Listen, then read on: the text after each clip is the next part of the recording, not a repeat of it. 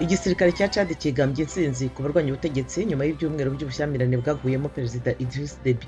Cyakora abarwanyi bazwi nka FACT bavuze ko batari bazi ko imirwano yarangiye.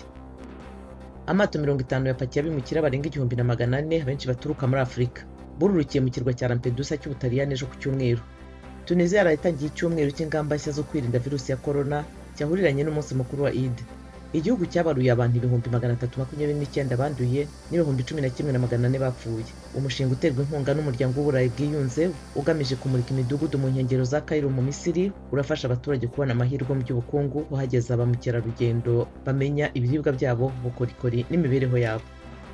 Naho muri Senegal umushahara w'abagore mu mudugudu muto wa Barenga uva ku bagabo bageze amafi mu ngo barayatunganya bakabika igihe kirekire.